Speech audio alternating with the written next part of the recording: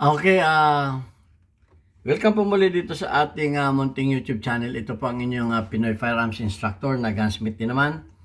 At palagi ko pong pinapalaala na yung mga nagtatanong na kung nasaan ako, where is your location, kasi may papagawang baril. Ako po ay 20 years na nagtatrabaho dito sa Kuwait sa Medin Shooting Range bilang isang firearms instructor, gunsmith at consultant. Kaya nga po wala akong shop, wala akong pagawaan sa Pilipinas.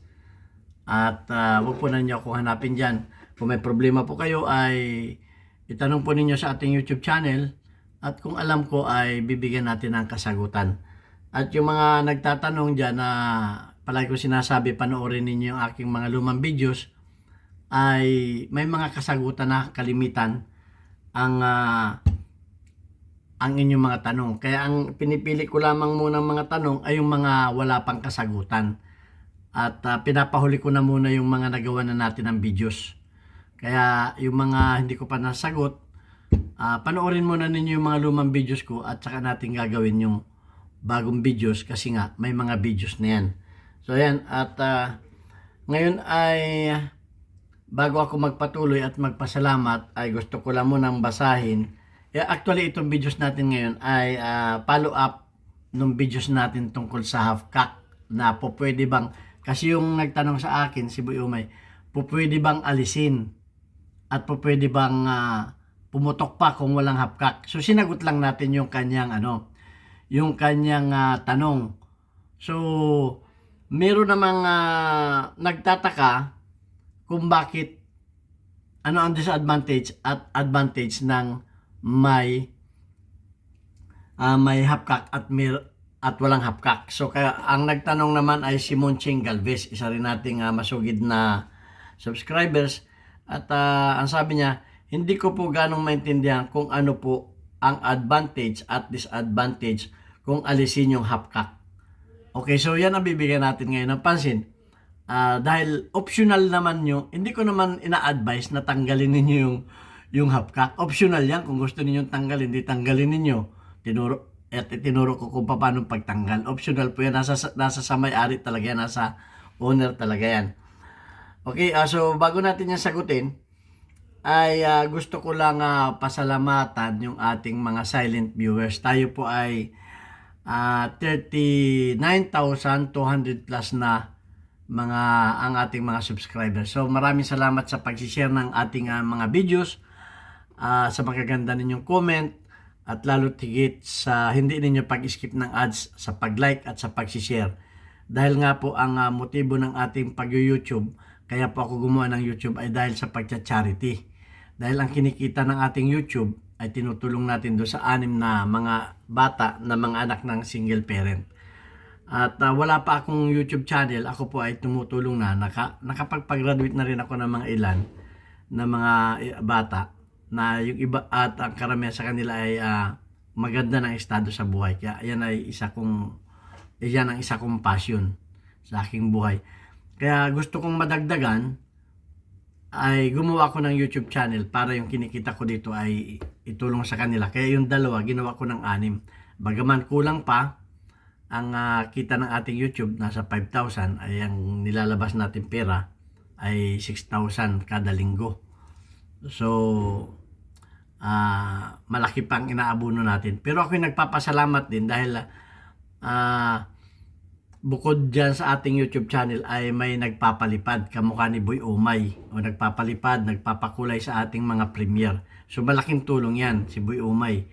At gayon din yung nagpapadala dito sa ating GCash number. Ayan yung ating GCash, yan ang aking tresurera, aking anak.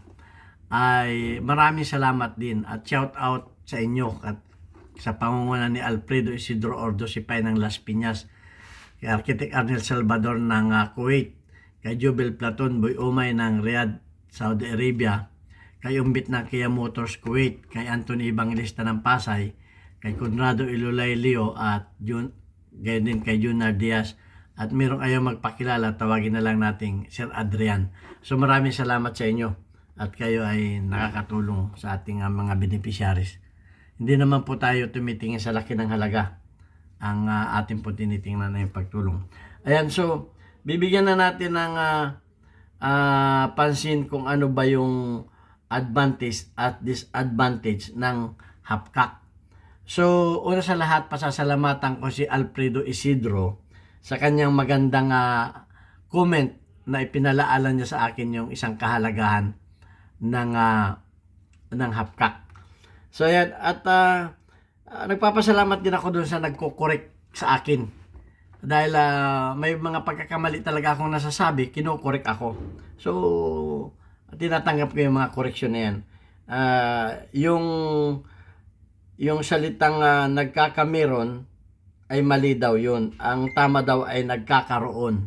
Ayan, dahil ako ay taga-probinsya sa Mindoro, iba ang Tagalog ng mga, kuminsan iba ang Tagalog ng ibang probinsya. Kamukha nung nagkakameron sa amin, ay sa inyo ay nagkakaroon. So, nagkakameron. Kumbaga, mali daw yung grammar ko. Tatanggapin ko kung mali yung grammar ko. So, pwede ninyo akong kurikin. Dahil minsan may nasasabi rin ako na hindi tama talaga. Lalo sa mga parts minsan namamali. Dahil hindi nga tayo gumagawa ng script. Walang script yung ating sinasabi.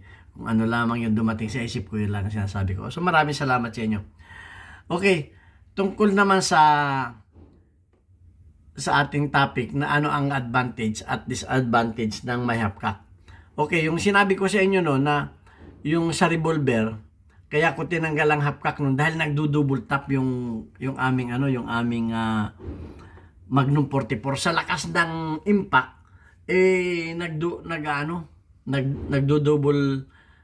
nagdo-double tap. So iba namang ibang kaso 'yon. So tinanggal ko yung lower share dahil nga puro single action ang ginawa ko. Pag putok, single action, putok, single action. So, inalis ko na yung double action. So, dun sa mga ayaw ng hapkak, ay ang disadvantage kasi minsan ng hapkak,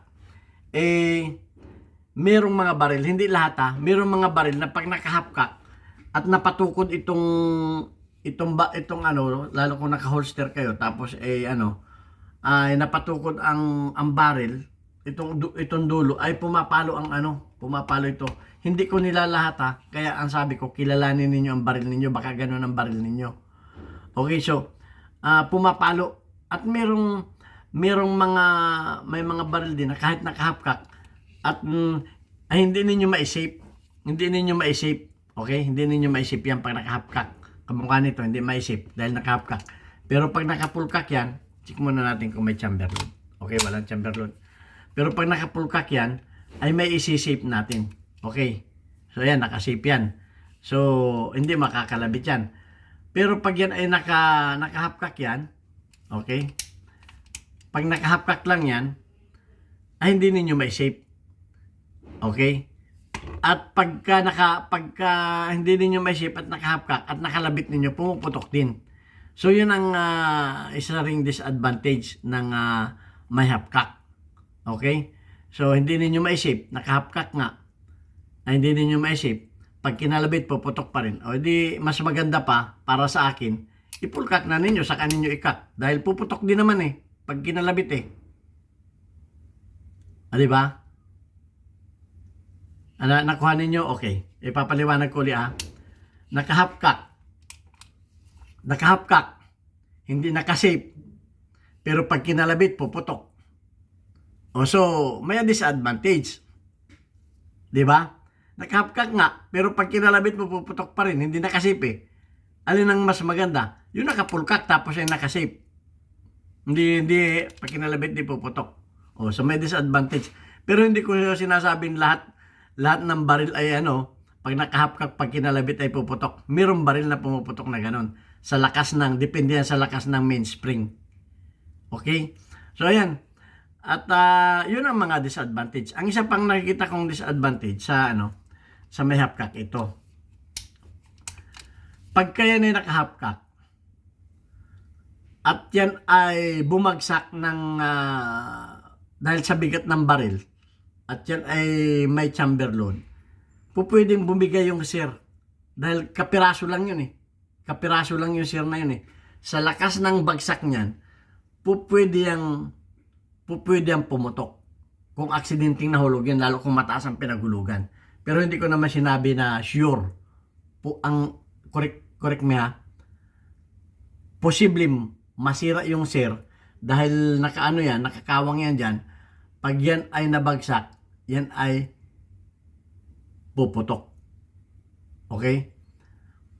So, kung yan ay nakapulkak, bumagsak yan, nasira yung sir niyan, dadaan pa yan sa hapkak. Dadaan pa sa hapkak yan kung masira niya yung pulkak. So, may dadaanan pa siya. So, yun ang isang advantage ng may hapkak. Kasi nga, may dadaanan pa siya na isang stage, isang cuts pa. Kung pinatay mo na yung ano niyan, kung pinatay mo na yung hapkak niyan, dire-diretso na yan. Kung masira yung kanyang sir. Okay, so yan. Sana naunawaan ninyo yung sinasabi ko ha. So ano pa ang advantage? Okay. Salamat kay Alfredo Isidro. At ay ipapaliwanag ko muna, kung yan ay bumagsak ng naka-hammer down, hindi po yan puputok. Dahil yung firing pin yan hindi naka-protrude dito, hindi naman yan nakalabas dito. Kasi pag yan ay pag ang hammer ay kumawang, pag ang hammer ay kumawang diyan, yung kanyang firing pin dito ay lalabas na mga 1 mm, 1 mm. 1 mm yan. So pag yan ay napalo, may ano yan, may impact yan dito sa harapan. At ang firing pin yan, pagka ang firing pin yan ay pagka nakalapat dito ang kanyang hammer, nakalapat dito ang kanyang hammer, wala pong nakalabas yan dito. Walang nakalabas dito yan. Nakapantay lang yan dyan. Nakapantay lang yan dyan. Nakapantay lang yan dyan. Lahat ng mga pistol ganun. Magtataka lang kayo, bakit yan ay nakapantay lang. Nakapantay lang. Pero pag pinalo ay ano, pag pinalo yan ay ano, pumuputok. Dahil yan dun sa centrifugal force. Okay? May force yan. Halimbawa, pinaliwanag ko nito, pinalo ko na yan, pero may bounce yan. Hindi yung pag pinalo ko dito hanggang dyan lang. Pag yan ay pinalo ko, may bounce yan. Ganun ang firing pin, may bounce. Okay? Dahil sa centrifugal force. Okay? Ayun ang paliwanag ko dyan. So, pagka yan ay naka-hammer down, at yan ay bumagsak, hindi ang puputok. Dahil nga, walang kawang ang hammer sa firing pin. Pero kung may kawang ang hammer sa firing pin at yan ay nagkamero ng impact, yan ay puputok. So ayan ang paliwanag ko diyan. Ewan ko na kung kayo ay maano sa paliwanag ko, conforme. So nasa sa inyo na yan. So ang isa pang number 1 na advantage dito, salamat Alfredo Dosipay, ay ang pagkahalimbawa sa mga 1911, halimbawa nakapulkak yan, gusto ninyong i-hammer down o ang isa pang ano niyan, pagka dumulas ang inyong kamay, halimbawa ganyan, gusto ninyong at binitawan ninyo yan ay hindi magdidiretsyung, halimbawa, umislide yung kamay ninyo. Maliban lamang kung halimbawa puputok yan kung naka-trigger finger pa kayo. Pero kung yan ay inirelease lamang ninyong ganyan, at yan ay dumulas, yan ay hindi puputok dahil ikakat siya ng kanyang hapkak. So yan ang isang importante pa dyan sa hapkak. So yan. Maganda rin yung nadadagdagan ninyo yung minsan kasi siyempre nakakalimutan ko rin yung ibang mga ganyan. So ayun ang mga advantage at disadvantage ng may mga hapkak. Pero meron din namang mga baril na may decacker, kamukha nitong Beretta. May decacker yan. Pagka isinape ninyo yan, magdidikas yan. Pero hindi yan puputok. Ang tawag diyan ay decacker. Kasi nga, yung kanyang pairing pin ay nababali. Nababali yung pairing pin niya dito. Kung mapapansin niyo ang ang mga bireta. Ito, oh. Pagka yan ay inyong isinape, yan, oh, nababali yung pairing pin niya, nawawala yung pairing pin niya dito. Okay? Putol kasi ang pairing pin niya eh. Pero pagka yan ay nilagay niya sa fire, lalabas yung kanyang pairing pin doon. So, ganun yan. Papalo yan, pero hindi puputok dahil nga yung pairing pin niya. Ano? Ang isa pang alam kong may decacker ay Sig Sauer P226. May decacker din yan. Kung halimbawa, kung halimbawa, gusto ninyong idikak, nakakakyan, idikak, ay isip ninyo, yan ay dikak. Yun namang hindi ako nakakuha ng Sig Sauer. May mga decacker yung iba. Pero yung mga 1911 walang decacker yan. Kaya importante sa yung tinatawag natin na hapkak. Kasi nga pagka yan ay dinisengage natin at dumulas yung kamay natin, ay may hapkak. Pero ang advice ko sa ganyan, magtanggal na kayo ng magtanggal na kayo ng kung hindi kayo sanay ng chamber load. So ayan, at sana may natutunan din kayo tungkol niyan sa Pero inuulit ko, yun ay optional. Nasa sa may-ari yan kung gusto yung tanggalin ng kung gusto ninyong tanggalin yung hapkak niyan, nasa sa inyo yan. Wala man sa akin yan, hindi ko ina-advise yan dahil yan ay design ng baril. Yan ay nakadesign sa baril. Ang sinasabi ko palagi, alamin ninyo ang function ng inyong mga baril. Kasi may mga baril na may decacker, mayroong walang decacker, mayroong single action, may double action. So alamin lagi ninyo ang function ng inyong mga baril para hindi tayo nagkakamali, hindi tayo nagkakamero ng disgrasya o aksidente. So ayan, at kung may pagkakamali ako sa aking mga nasabi, correct ninyo ako.